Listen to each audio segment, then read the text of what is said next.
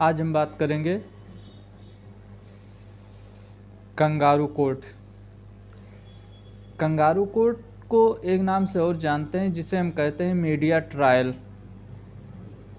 आजकल हम देखते हैं किसी पे जब कोई आरोप लगता है तो उस व्यक्ति के बारे में इतना ट्रेंड चल जाता है, वो सही है गलत है ये आम जनता ही इसके बारे में डिसीजन देने लगती है।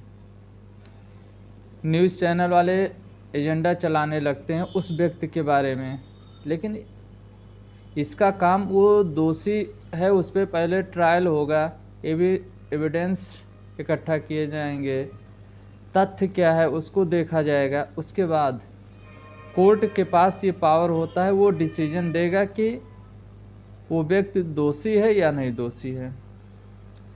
लेकिन जब न्यूज़ चैनल वाले, सोशल मीडिया वाले किसी ऐसे व्यक्ति के बारे में पूरी जानकारी देने लगते हैं कि वो गलत है सही है, वही डिसीजन देने लगते हैं, तो इसे हम कंगारू कोर्ट के नाम से जानते हैं या मीडिया ट्रायल।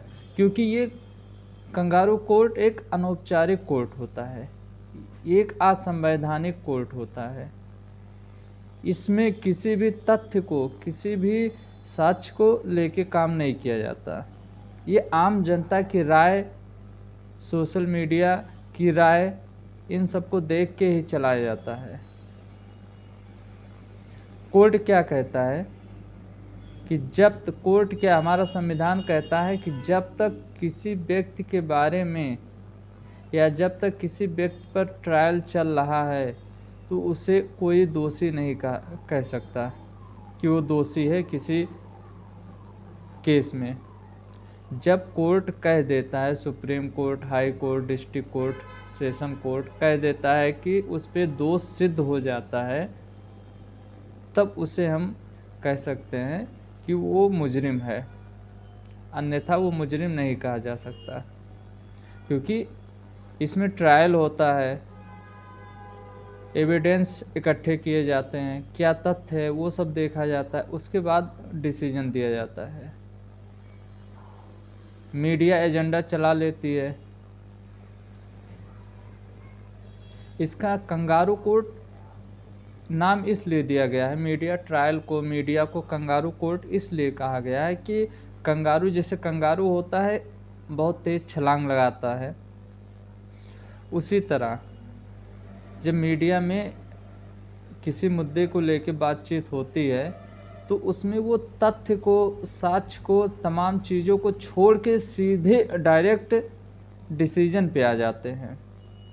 उसके पीछे क्या होता है क्या नहीं होता ये सब नहीं देखा जाता, इसीलिए सीधे मीडिया वाले छलांग लगा देते हैं। आज यहाँ घटना घटित हुआ, फिर उसके बाद सीधे बीच में क्या हुआ वो नहीं देखेंगे, सीधे डिसीजन पे पहुँच जाएंगे।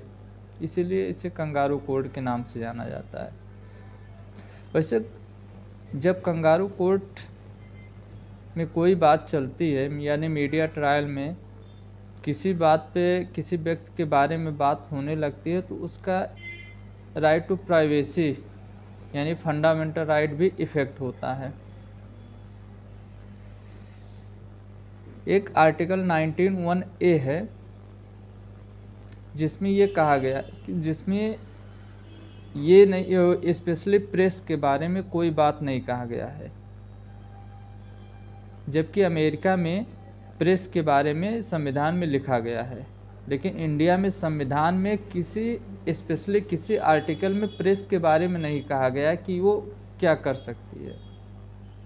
आर्टिकल 19(1)(a) में कहा गया है कि अभिव्यक्ति यानी पर्सन की बोलने की जो स्वतंत्रता है, फ्रीडम है, उसी में प्रेस को भी इंक्लूड कर लिया गया है। उसी पर्सन में प्रेस को भी इंक्लूड कर लिया गया है, किसी अलग से कोई आर्टिकल नहीं दिया गया है। ये इस पे लगाम लगाने के लिए, यानी कंगारू कोर्ट पे लगाम लगाने के लिए कुछ एक्ट बने हुए हैं, जैसे प्रसार भारती एक्ट 1990 हुआ, केबल नेटवर्क एक्ट 1995 हुआ।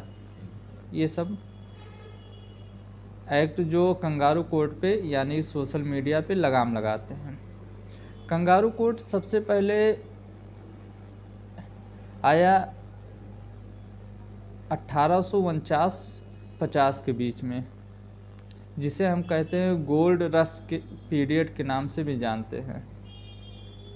ये कहीं कहीं अमेरिका में कहीं कहीं लिखा रहेगा कि अमेरिका में सबसे पहले इस शब्द का यूज किया गया, कहीं कहीं पर ऑस्ट्रेलिया भी लिखा गया, लेकिन हम ये मान के चलते हैं अमेरिका ही।